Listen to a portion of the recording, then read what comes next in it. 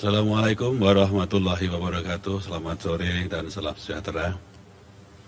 Pada sore hari ini saya akan menyampaikan beberapa update kepada para pemirsa sekalian terkait kebijakan perpajakan dalam kondisi penanganan wabah COVID di tahun 2020.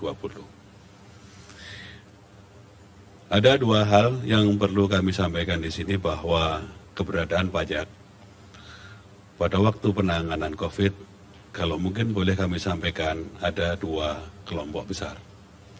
Kelompok besar yang pertama adalah support pajak untuk penanganan pencegahan COVID-19 itu sendiri. Dan kemudian kelompok yang kedua adalah support pajak untuk pemulihan dunia usaha. Dukungan pajak untuk pemulihan dunia usaha, yang sering disebut sebagai relaksasi yang dapat diberikan oleh instrumen perpajakan untuk mendukung dunia usaha tetap mempertahankan diri dan berkembang pada waktu kondisi COVID tahun 2020 ini. Untuk yang pertama terkait dengan support pajak dalam rangka penanganan COVID-19, ada dua peraturan Menteri Keuangan yang sudah kami terbitkan di tahun 2019 ini, yaitu PMK nomor 28 tahun 2020 dan PMK nomor 34 tahun 2020.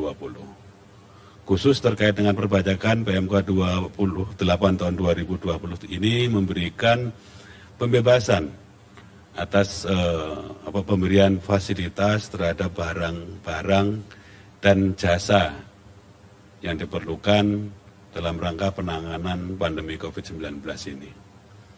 Barang dan jasa yang dibeli oleh institusi, contoh kata BNPB, yang diperlukan untuk penanganan wabah COVID ini adalah barang kena pajak dan jasa kena pajak. Sehingga pada setiap pembeliannya, setiap penyerahannya terutang pajak pertambahan nilai. Oleh karena itu, dengan PMK atau Peraturan Menteri Keuangan nomor 28 ini diberikan fasilitas bahwa atas PPN yang terutang tidak dipungut, atas PPN yang terutang ditanggung pemerintah, atau atas PPN yang terutang tidak dikenakan. Demikian juga untuk pajak penghasilan, ada beberapa jenis barang, jenis jasa yang atas penjualannya, atas pembayarannya wajib dipotong PPh pasal 21, kalau yang menyerahkan jasa itu orang pribadi. Wajib dipotong pasal 22 apabila badan, contoh kata BNPB tadi, membeli barang. Ataupun dipotong PPh pasal 23 apabila BNPB ataupun rumah sakit yang ditunjuk sebagai rumah sakit rujukan membayar atas perolehan jasa, sewa misalnya, jasa konstruksi misalnya. Nah, dengan PMK ini atas beberapa jenis pajak tadi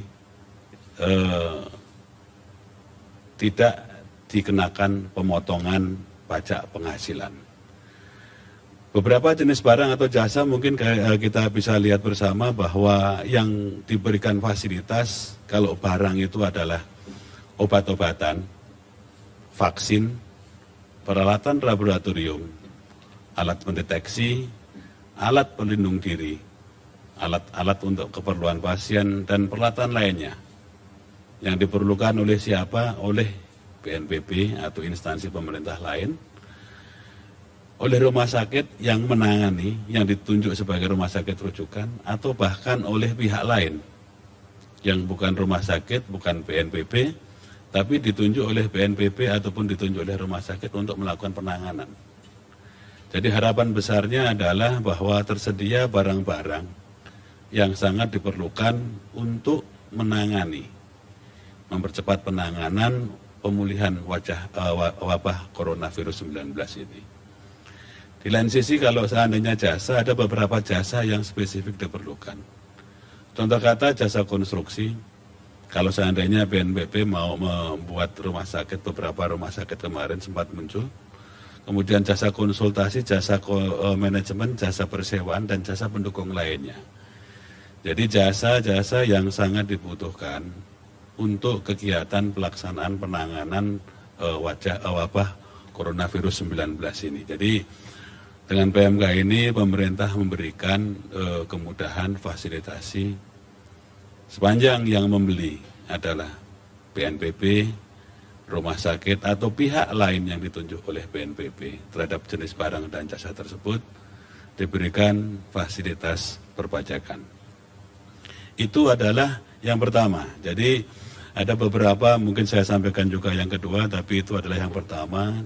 Tidak hanya barang dalam negeri, tapi termasuk pun juga barang yang dibeli dari luar negeri. Kemudian yang kedua, ini terkait juga dengan kepabeanan sebetulnya. Ada PMK, Peraturan Menteri Keuangan nomor 34 tahun 2020, terkait barang-barang yang diimpor, yang digunakan untuk keperluan penanganan COVID-19 ini, diberikan fasilitas kepabeanan, bea masuknya dibebaskan. Apabila bea masuk dibebaskan, pajak yang terutang. Jadi pada waktu setiap kegiatan impor, itu ada pajak dalam rangka impor yang terutang. Di antaranya adalah PPN dan PPh pasal 22 impor, yang wajib dibayar pada setiap kali importasi.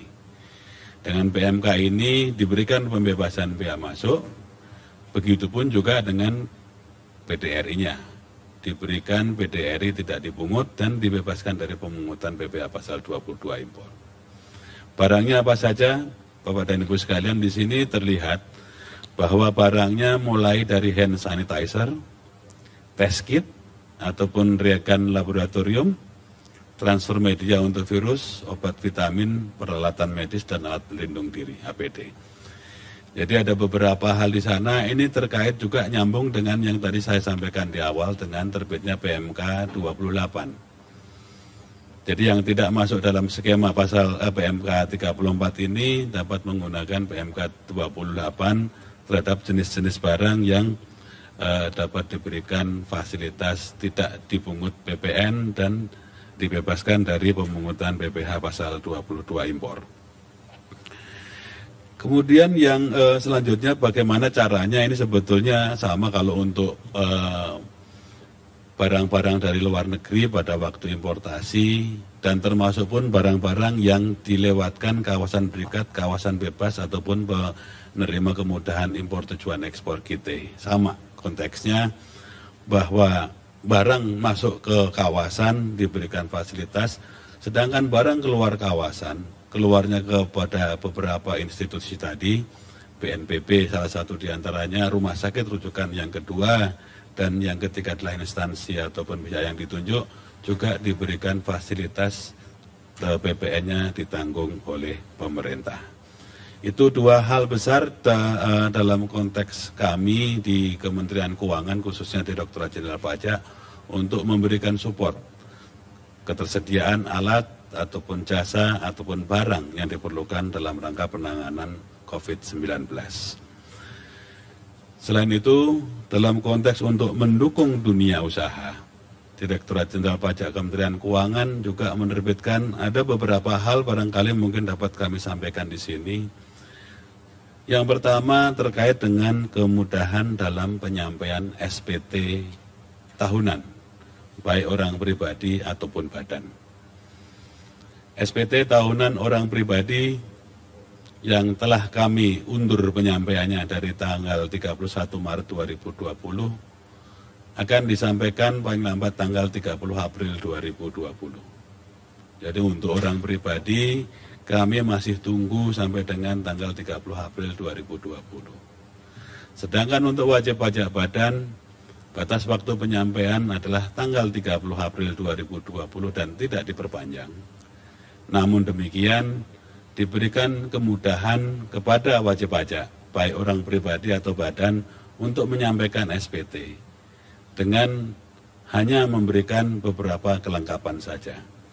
Seperti kita ketahui bahwa kelengkapan penyampaian SPT sangat banyak, tergantung jenis usaha dan kegiatan wajib pajak, mulai dari laporan keuangan dan laporan-laporan yang lainnya.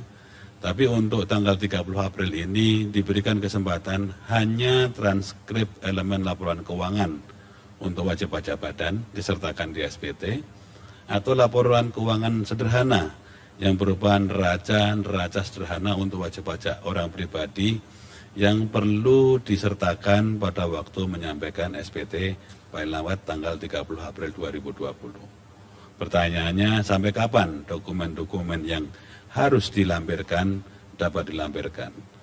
Dokumen-dokumen yang wajib dilampirkan masih dapat dilampirkan sampai dengan tanggal 30 Juni tahun 2020.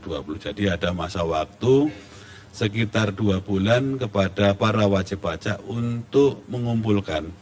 Karena melihat kondisi saat ini wabah COVID masih begitu mewabah. Di satu sisi, di sisi yang lain kebijakan physical distancing dan juga work from home membuat beberapa aktivitas yang memerlukan kehadiran fisik terkendala. Contoh kata mempersiapkan segala sesuatu dokumen SPT menjadi terkendala.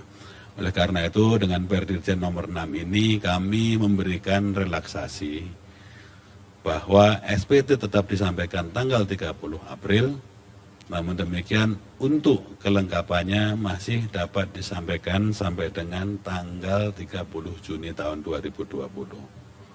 Bapak dan Ibu sekalian, setoran untuk pajak tahunan ini sangat diperlukan dalam rangka penanganan COVID ini. Karena penanganan COVID sangat besar dari APBN 2020. Oleh karena itu, satu SPT tanggal 30 April disampaikan, demikian pun juga setoran tahunan pun juga kami tunggu sampai dengan tanggal 30 April tahun 2020. Kemudian yang kedua terkait dengan support untuk industri, Bapak dan Ibu sekalian, dapat kami sampaikan bahwa dengan terbitnya PMK 23 tahun 2020, telah diberikan relaksasi untuk sektor kegiatan usaha pengolahan. Yang pada waktu itu kami rasa yang paling terdampak dengan adanya COVID-19 ini. 19 sektor di sektor pengolahan diberikan insentif berupa PPh pasal 21 karyawannya ditanggung pemerintah, kemudian PPh pasal 22 impornya dibebaskan, setoran bulanan angsuran PPh pasal 25 diberikan diskon 30%, dan juga restitusi dipercepat dengan threshold dinaikkan dari 1 miliar ke 5 miliar rupiah. Saat ini kami sedang mengerjakan finalisasi untuk perluasan sektor-sektor yang akan diberikan insentif serupa dengan insentif paket kedua yang ada di PMK 23 tahun 2020 kemarin. Kemudian di sisi yang lain, Bapak dan Ibu sekalian dapat kami sampaikan bahwa mulai tahun 2020 ini, berdasarkan Perpu 1 tahun 2020, tarif pajak penghasilan badan dikurangi atau diturunkan dari 25% tahun sekarang ini menjadi 23% untuk tahun pajak 2020 dan 2021. Kemudian selanjutnya di tahun pajak 2022 dan selanjutnya tarif pajak akan berkurang atau turun menjadi 20%. Oleh karena itu, Bapak dan Ibu wajib pajak untuk dapat memanfaatkan potongan tarif ke 22% ini, SPT PPh Badan mohon untuk segera dapat disampaikan. Karena dengan menyampaikan SPT PPh Badan itu, Bapak dan Ibu sekalian dapat memanfaatkan potongan atau penurunan tarif PPh Badan dari 25 ke 22 mulai tahun pajak 2020, mulai masa pajak April, yaitu dengan mengaplikasikannya kepada setoran masa mulai April tahun 2020. Demikian update yang dapat kami sampaikan. Besar harapan kami, Bapak dan Ibu sekalian, semoga wabah COVID ini cepat berlalu dan kita dapat memulai lagi hidup baru dan membangun negara ini dengan lebih maju dan sejahtera. Terima kasih dari kami. Assalamualaikum warahmatullahi wabarakatuh.